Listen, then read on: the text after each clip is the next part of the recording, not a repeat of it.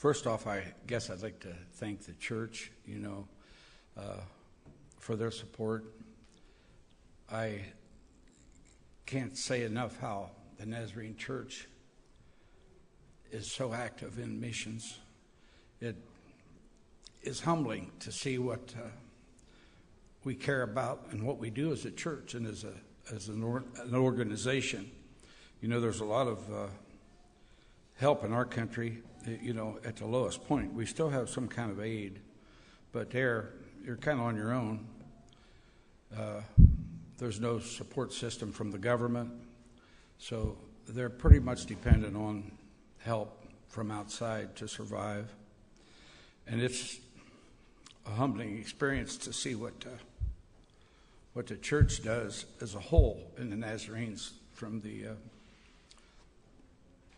Alabaster to the church in general. We take care of a lot of people, and they are so appreciative.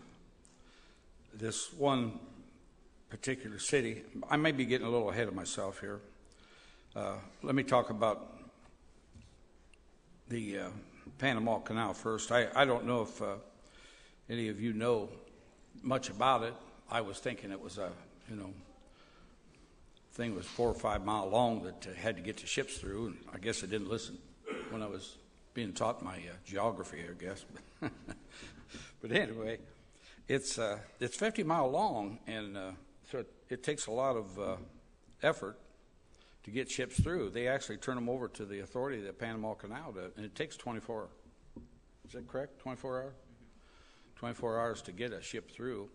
My thinking was, why did they just dig a ditch and connect the two seas, though, the north and south? But it's actually a 100-foot elevation. Every lock changes the water level 33 feet, so it's quite an effort to get the ships up here and then get them back to the ocean on the south.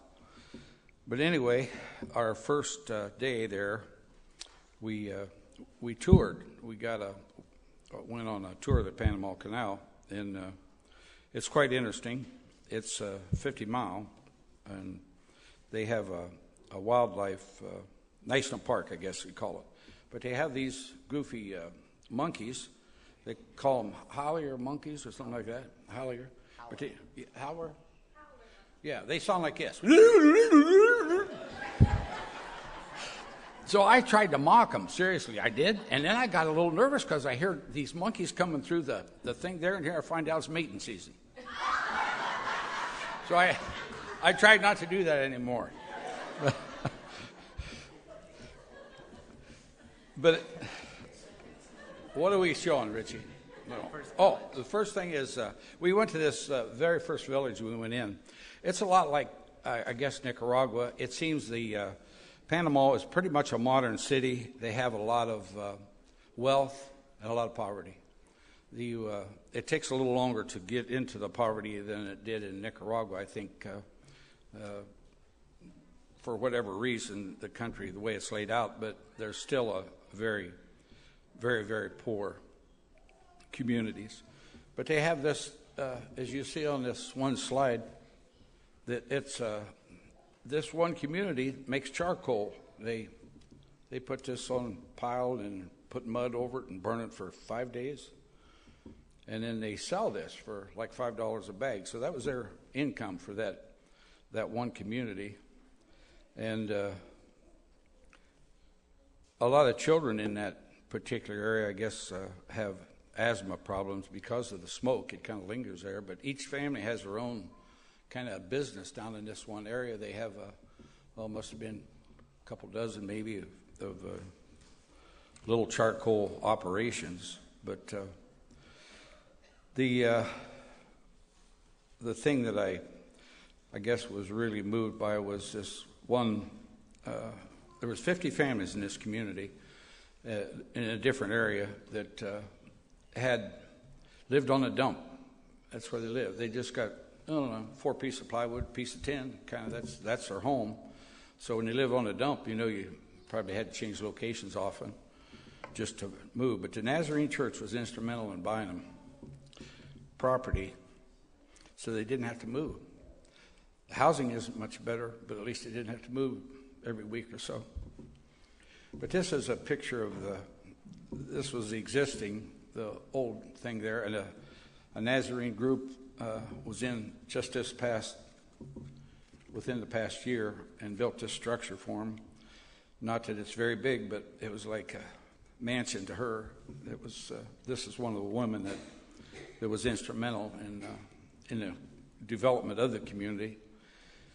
So appreciative, just tears in her eyes, was our eyes too, telling us what she had endured and how it meant so much to be able to have a place where they could just not have to move every day. And that's pretty much my line. I got Richie's back up here, so he'll handle the rest. That's actually Eliezel. He's the guy that the very first mission trip we went on was in Nicaragua, and how he had gotten moved. Panama is a newer mission. Am I correct? The Nazarene Church is wanting to move forward more in Panama than they are right now. So, but he got moved to Panama. That's his daughter. What? And that's his youngest little girl, little doll baby. But we'll let somebody else babble here. Dad went into my time. Okay. I'm going to tell you about Eliezel's family. We first met Eliezel, I was 9, Richie was 10, on our first trip to Nicaragua. This is his family now. That's Eliezel, and the little boy is Esteban, and we all call him Babon, and he's 2. He was my little buddy, and the older one is Lonnie. She is 10. Eliezel and Tammy have a beautiful story. Eliezel was, in his region he was working as a missionary in Nicaragua, and that's where we met him before he had his family. Lonnie was born, but he had a wife who had left him, and Lonnie is not Tammy's. I'm not a very good explainer, but Lonnie is not Tammy's child. But so they have a beautiful story, how God brought them together and is using them here. Well, we met Eliezel when his region was Nicaragua, so we went there, and then his region got changed to Dominican. So they were in Dominican for a long time, and then his region got changed to Panama. So they've only been in Panama since December. So it was kind of a learning experience for both of us, because, he's still learning the areas to take us in different things, and what each community's needs are. Okay, this is Lonnie. She's 10. She speaks English and Spanish, so she's very talented. And this is her and her dad. They both translate for us, whatever we need. So this is Eliezel translating at one of the churches. And you just, like I was talking about how they moved from Dominican to Panama, they had to have a lot of faith. In Dominican, they had Eliezel's family. That's where they lived. But now they don't really have, any family there. So they're very positive, trusting people. We love them. This is my buddy, Esteban. He's so cute. He's 2. Lonnie's 10. Babon is 3. So here is me and Babon. Richie told me I had too many pictures with Esteban. I don't think so, though. Okay, here's more. He's just so funny. He's my little buddy. Okay. He liked to, off topic for a second, he liked to make little videos on my phone. So there's that. But moving on, this is Esther. She's 5 months old. She's their youngest. So, but and Tammy's from Michigan, so she's used to the States and different things. So we just love meeting them, and just neat how God used all of us there together, and just seeing how God's working from somebody from Michigan, somebody from Dominican, we're from Ohio, just all meeting together to do what God wants us to do. Okay, so now, I have a real quick story. Do I have time to talk about the Kunas?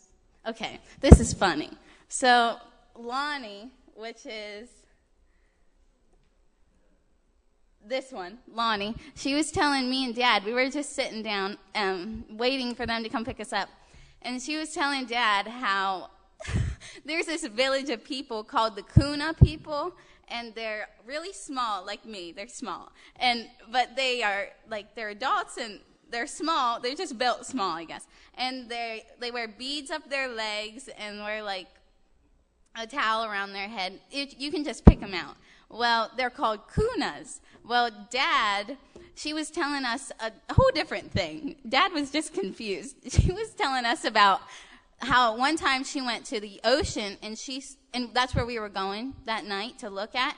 And she was saying how one time she saw raccoons there, and she saw them fighting over bacon. She was just telling us this funny story. Well, Dad was like, "Do you really think we're going to see the Kunas there fighting over bacon?" Dad thought we were talking about, if you get where he was coming from, that was that. But I thought that was funny.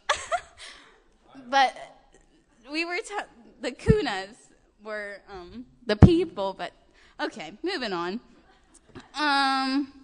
Okay, did that. Okay, now I'm going to talk about the kids. This was at one of the Bible schools. Me and Richie sing and play Spanish songs like we did. They love to listen to the music, and we did crafts and stuff, so Mom will kind of talk more about that.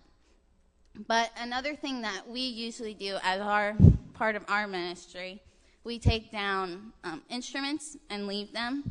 So I taught Lonnie a little bit on the mandolin, and Elizel plays the guitar, so we brought them down there to leave. Okay, so now here's some pictures that I took from some of the villages. This is just a little kid. I just love all these pictures. I had trouble picking the pictures that I wanted to show. Okay, they just love to love you, and I love to love them too. They're so cute, and they're all selfless people, all of them. The kids, we had a lot of fun in this village. Those ones were ornery. These two right here, one of them sat on one side of my lap, and the other one sat on the other leg. Well, they got mad at each other for both sitting on my lap. They each just wanted me alone. So the one started biting the other one. I didn't know what to do. I didn't know how to say no bite, but I was like, no bite, no bite. But, and on a more serious note, at this church, just seeing how they're all so selfless, and they just want to give you what they have. At this church, they took a love offering for us. We were going down there to, help them. But that's what they felt like they wanted to do. All the kids brought their money, and they wanted to give it to us. So here's Mom with this little girl. Me and Mom were saying how she's a lot like me. She was in all the pictures. So, what? Oh, no, the little girl was in all the pictures, not Mom. Okay. Sorry, that's not what I was saying. I told you some stuff I say doesn't come out right, Mom. Okay. This little boy was Edgar. I love being with all the kids. That's my favorite part. They're all so happy. I say this every time we come back from somewhere. You see that they don't have things, and they have everything you would think. They're just so happy. And here's Richie's little fan club next. Richie had a fan club there, so a lot of the ladies. Okay, the older ones too, but I didn't show that picture. Okay. So there's that. And they're just, even the kids, they're so passionate about their faith, and they're just happy people. If you can go, because I want you all to see it. Because I can't show you, I just can't do it. I can't bring it back, but I want to. So here are all the kids. Here's Dad. That's the little girl that likes to be in all the pictures. So, yeah. And then this was I think Richie will talk about it, or Mom, someone will. At the pastor's training, this little girl. She was so cute. Her name was Lauren. She was a pastor's daughter. So we got to see different things this trip. they just love to love on us, and we love to love on them. So this one had a name. They were trying to tell Dad what this one's name was. Dad thought it was Elvis, and that's not what they were saying. He kept calling him Elvis. Said it's not Elvis, Dad. Okay, and then this little boy, you can just see, he's so happy. I just want you all to go see it. So if you can go, go. Okay, that's what I have to say. Okay, I think I'm good. And here's us with Esty, Bayvon, and Lonnie, the missionaries' kids. So we had fun time bonding with them and being with them. So, the goat. That little goat, when Eliezer came here to our church, well, the first trip we had our little pygmy goats, and he always told me, he always just wanted to tease me. He said, Hannah, I'm going to come back to the U.S. and I'm going to have some goat meat, eat your goats. He just was like to kid with me, because in Dominican they eat goat. And I had pet goats. Well, when he came back here to visit, me and Richie gave him that little white goat, just as a joke. We put it in a pan and stuff. That was, how many years ago was that? Like 3 years? 3 or 4 years ago. But then they kept the goat. So now Bayvon likes this goat.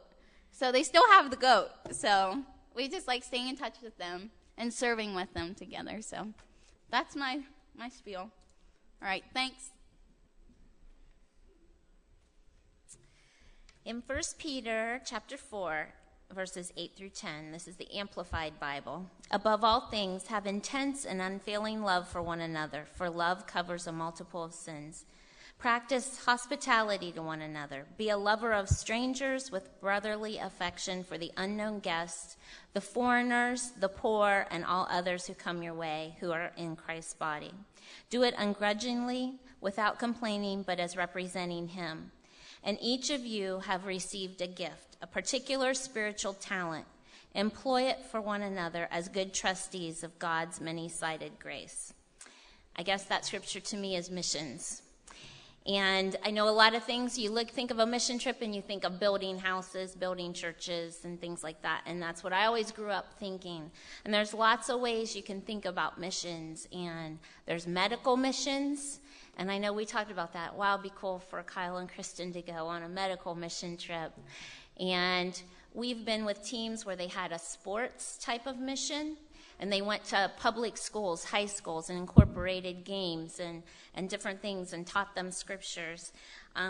We go and do a lot of outreach. Rich's back doesn't take the hard labor that a lot of times the intense heat and building projects take. So we found this trip being able to work with Eliezer and do outreach, and it made him, like Hannah said, it was a learning experience, and he got to learn more about Panama and the areas and the needs for future teams while we were doing outreach. Panama 2016, a lot happened on this trip, but I'm going to talk about God's perfect timing. There were so many things that I can tell you were God's perfect timing with times of us being there. And when we got to the airport, we were greeted by Eliezer, but we were also greeted by an American. Noah Adams was his name, and he was from Flint, Michigan.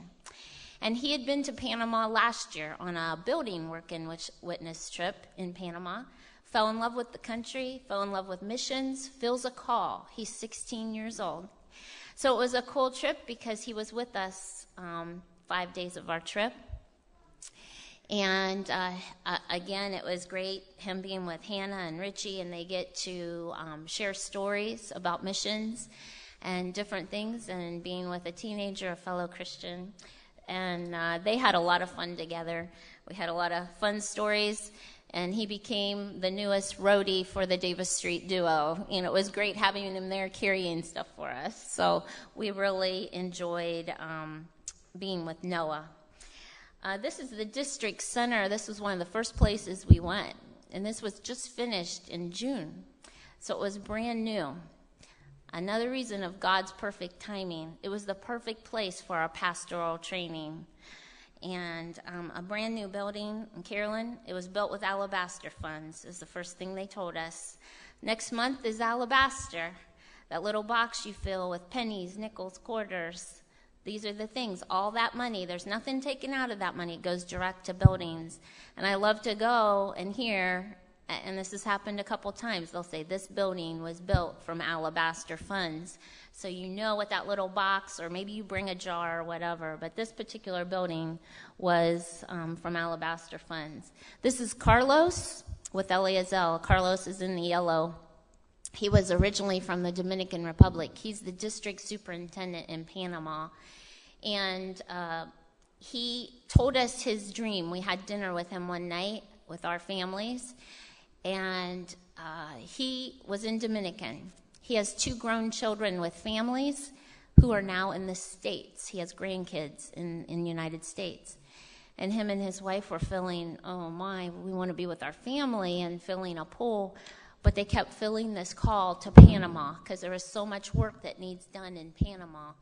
And so now he's in Panama, and he has this dream. And I don't know if I have this exactly right, but I think his dream was by 2020, he wants to have 20 new churches planted.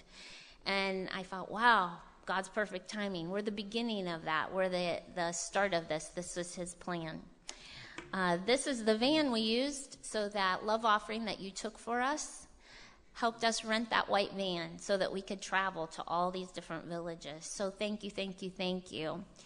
And one day, I especially want to thank you because the heat had got to me quite a bit, and I was not feeling well at all. The very last church, I didn't get to go in and fellowship. I was very nauseous and overheated, and I was able to stay in that van where there was air, and so I was able to recover. And I do thank you again for the love offering that you took, that we had the transportation.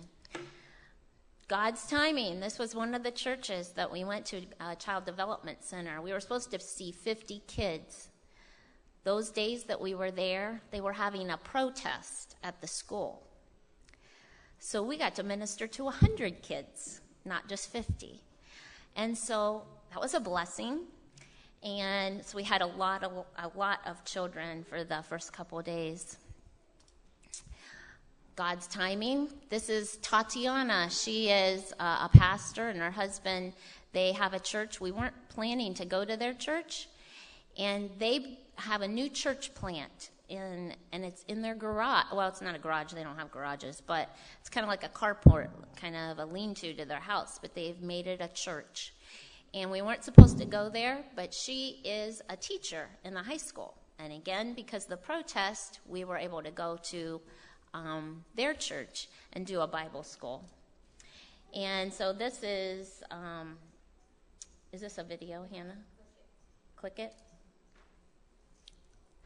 There, we got to walk the streets in the community. You can see Eliezer, he was having fun.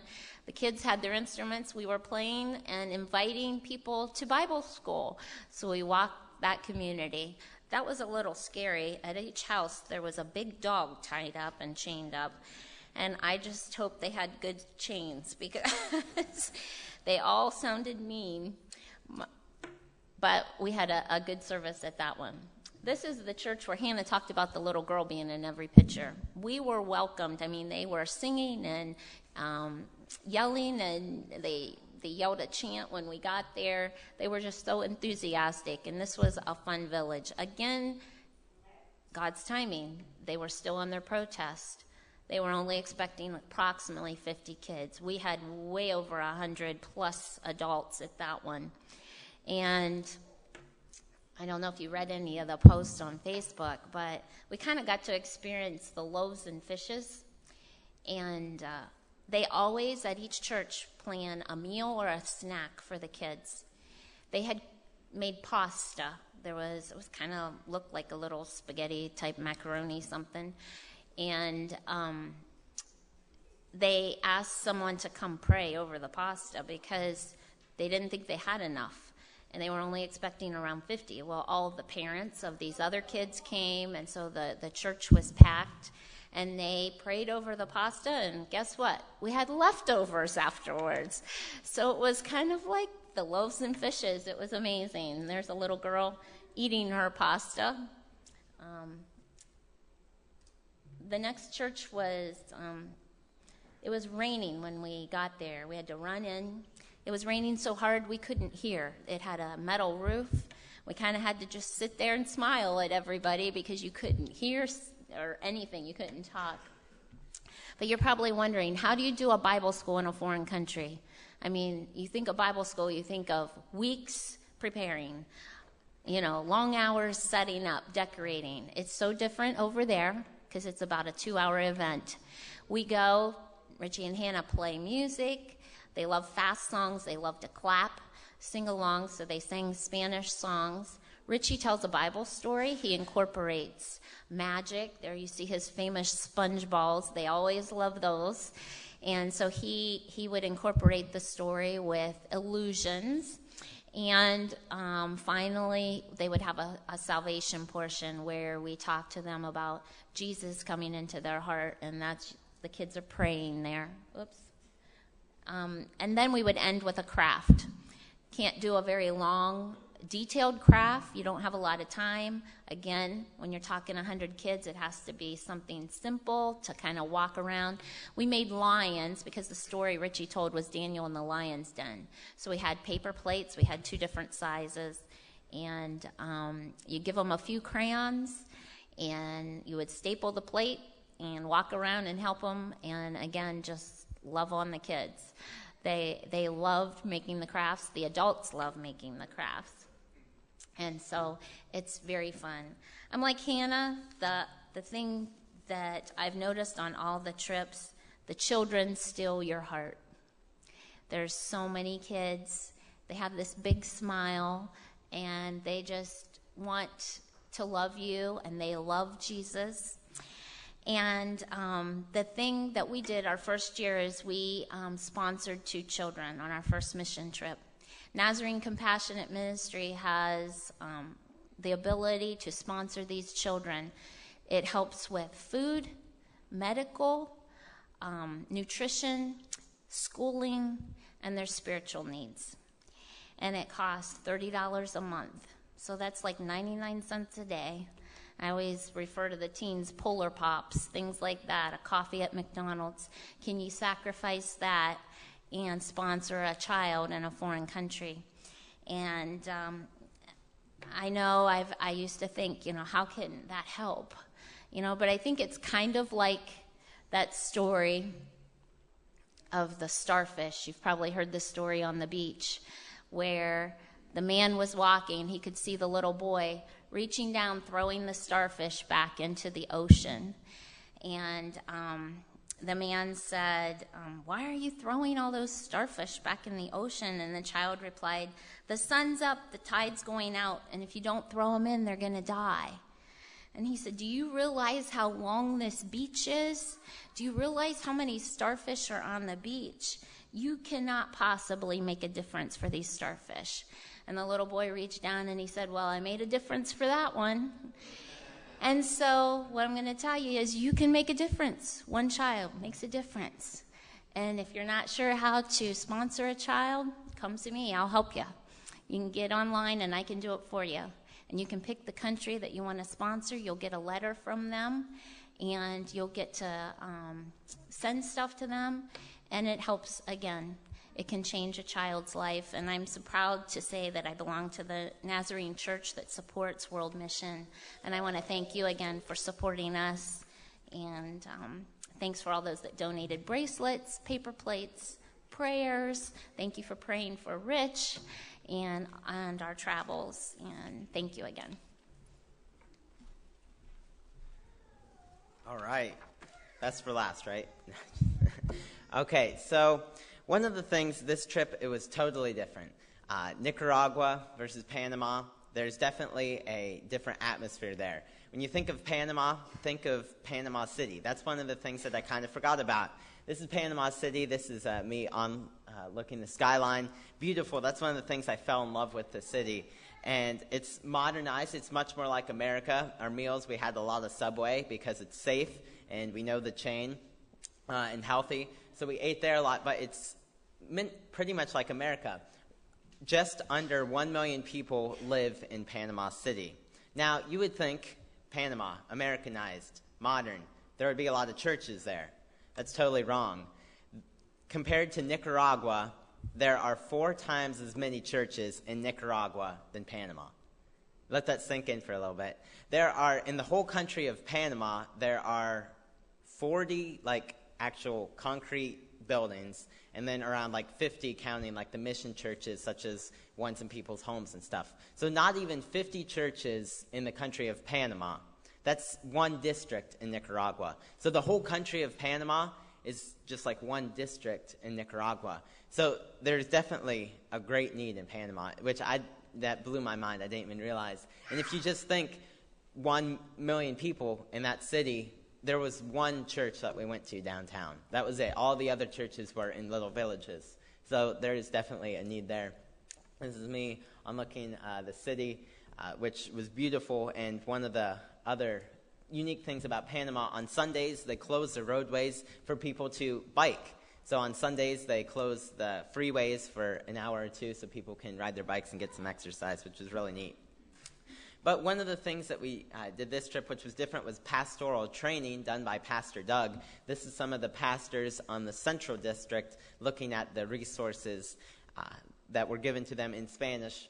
This is all of the pastors that were there. There were roughly 20 pastors that attended the first pastoral training. Thanks to Pastor Doug, he did a fantastic job trying to reignite the fire in all of their lives. Those were some of the pastors. Not all of them were able to attend. But thanks to our VBS here, kids, this is where you can listen up. The VBS that we had, Deep Sea Discovery, remember the offering contest with the dolphin dudes and the pufferfish? Pretty pufferfish. We got flash drives. I have one in my pocket. No bigger than this. They're flash drives that can hold resources. So you plug them into a computer. They have videos, documents that the pastors can use. Pastor Doug is holding a bag of them, and then we got to pass them out to the pastors. So kids, thank you for bringing in your offering. And because of that, kids in Panama and adults, their lives can be changed just by watching videos. Pastors, they all have laptops, but they just didn't have any resources. Internet is scarce, and they didn't have many things to use in their ministry. Thanks to these flash drives, we packed them full of children's videos, and we got to pass them out. They were so thankful. In the pastoral training, Pastor Doug asked me to share my testimony. I shared how I wanted to be an airline pilot and felt the call to be a pastor or missionary in my second trip to Nicaragua. So I shared that with the pastors. And then this is the pastors each holding up their flash drives that they got. So thank you again, church. We really appreciate it. And then this is another family. They were so grateful. They were blown beyond belief that we had done that for them. So seriously, thank you so much. Next, of course, I love doing magic tricks here. Down there, we don't call them magic tricks. They are illusions. So the story that I told was Daniel in the lion's den. And Daniel stood up for what he believed in. Daniel prayed to God 3 times a day, and he loved God, and he wanted to serve God. So much like that, we can be like Daniel. You see this rope, it's standing straight across. We can stand up for what we believe in, just like Daniel did. And of course, there's the infamous sponge balls that they enjoyed. I talked about how sometimes we might think that God's so far away from us and that he's nowhere near us. But if we ask God to be near us, he will be there with us. And illustrated that with the sponge balls. Here's another kids. We always had the volunteers, and if you see on some of the pictures, I have bracelets on my arms. Those beaded bracelets that the caravan and many of you and Grandma made, I always put them on my wrist, and then I'd give them to my volunteers that I had them come up. And it was like I gave them a $100 bill. I'm not kidding. Teens, if I gave you a $100 bill, Kieran, would you be happy? Would you be pretty happy? He'd be excited. Well, just like that. They were so happy it was just a beaded bracelet. All that, they were so excited.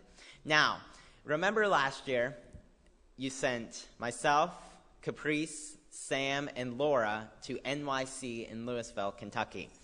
That's the regional NYC for USA and Canada. Now, the Nazarene Church is divided into 6 districts. We're on the USA and Canada. And we went to NYC, Nazarene Youth Conference. Well, this year in July was the Central America. Sorry, Sam.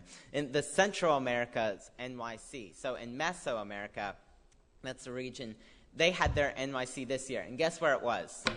Nicaragua. The year I don't go to Nicaragua, I miss the NYC. Of course, they call it JNY in Spanish. Jóvenes means youth. But we got the chance to meet some people that went to the NYC. These 3 girls with the adult chaperone, on Sunday we were down there. I got to meet them, and they were getting ready to leave for Nicaragua. It's a 30-hour drive from Panama to Nicaragua, up the Pan American Highway to Nicaragua. So they were getting to go, so it was kind of neat to share that experience that they were going to be getting to go to. Like I said, I was probably my favorite part was getting to go to the regional office. The Nazarene Church divided into 6 sections. We got to go to the office that coordinates all of the ministries in Central America. So that's me there. We got to minister to the leaders, but many of them were actually in Nicaragua for the youth conference there, so we got to minister to those that were there. This is Eliezel. He does have his desk and works out of the regional office. And finally, that's Dad and I at the regional office in Nicaragua. We sometimes think we're secluded here at Rush, that, it's just little Rush out in the country, but that's not true. We're not little. We are Rush Community Church of the Nazarene, but we're much bigger than that. The Nazarene Church is working globally, and we sometimes forget that here in this church that we have here, but it's much bigger than that. So we thank you all for sending us and helping and praying for us to go to Panama. And right now, we're going to have some questions. Pastor wanted you guys to have the opportunity to ask questions. So Sam's going to go around with a handheld mic. And if you have a question, not just for me, for any 3 of us, we'd happy to answer it to the best of our abilities. I think there should be a prize, like if somebody asks us a question that all 4 of us can't answer. I feel like that would be fun. Does anybody have any questions about the trip, about in general? Yeah, back there. You guys, you can come up front if you want. Was it the same as Nicaragua? Was it the same as Nicaragua? Yeah, in the sense that we got to travel in the city, but we got to go out to the communities, and the people were just like Nicaragua. The villages were very similar to Nicaragua. More of the kids spoke English, I will say that. A lot of times I would go up to them, try to use my expertise, Spanish, and say, "Me llamo Lisa, su llamo," and they're like, "Hi, my name's Nick." I'm like trying to be real professional and speak Spanish, but that's what I noticed. In Nicaragua, there were very few. I mean, it was more you used your smile, so. I think most Spanish Catholic, there's not a lot of Catholic churches origin of that. I know in Nicaragua there was a lot of Catholic churches. Yeah. We had our hotel right next to a Catholic church, and that bell would ring every hour. That was in Nicaragua. Yeah, Nicaragua, but I don't know about Panama. There was a Muslim community that we drove past. It was gated and everything, but they were very wealthy. They said that they lived there, and they just kind of were off on their own. But as for Catholic, we saw a lot of Jehovah's Witness churches, but there was some, but not as many as Nicaragua, though. But there are. I'm sure there Catholic were. Maybe we just didn't know it. Sorry. What would happen if, whenever you closed the roads on Sunday, what would happen if, you drove on the roads whenever someone was, riding their bike? Probably something bad. Well, they had, the normal 3-lane highway. They had just 1 lane reserved for the cars and the buses that we got to go through. A lot of traffic. Yeah, they had the police officers. And because of going into the city, so many people would surge in the mornings and leave to go to work. So the highways, they would reserve 1 lane for going in. In the morning, when everybody's trying to get into the city, they had 4 lanes going into the city and only 1 lane going out to try to help that. So you would drive on the opposite side of the road just going into the city. Same thing in the evenings. But they had many police officers with cones kind of directing traffic, so you wouldn't hit anybody on a bike. I said the way they drive down there, it amazes me that there weren't more accidents, because they will come right across your nose and miss by inches. And I'm not exaggerating. It is that bad.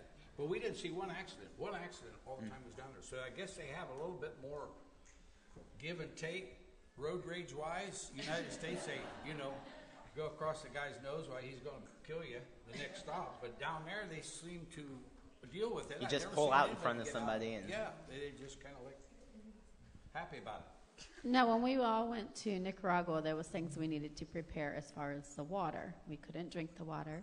We had to prepare not to have warm showers or some places where there wasn't water. Did you experience that in Panama with the issues with water like we did when we was in Nicaragua? Water. We didn't drink the water. Even if they brought water to the table and you were very hot and you wanted that ice glass of water sitting there and your bottle of warm water was sitting there that you knew was good, we drank the warm water sitting there. You just don't want to take a chance. Even though it's very Americanized, you just try not to. You can't do that. As for the hotel, we had much better conditions than we did in Nicaragua. This was the view from our hotel. This is the Panama Canal going into it. We were right in the city. I mean, it was a country inn and suites. It was a nice hotel, and so we had hot water. So, yeah, this was kind of our vacation mission trip. There. The what? No. Oh, no. The villages was still primitive and very, That was their water. Yeah. No, they did not. Mm-mm. And we saw, extension cords going across, and Eliezer said, there's their power line. Yeah. You know, There go Keith and Doug, AEP. They had extension cords for their power lines. Yeah, it was, very, and it took us an hour to get to the villages that were very primitive. But that was because of all this crazy traffic they're talking about. It may have, if it would be normal conditions, would have maybe only took 15, 20 minutes to get out where the villages and communities are. But in town or in the city, it's very just congested. And they say it's one of the biggest places that people retire. So there's a lot of people from the States that go down there. Mm-hmm. It's just very populated. One of the reasons for the traffic, there's only 2 bridges that go across the Panama Canal. The one that you saw in the picture, the Bridge of the Americas, and then another one farther up.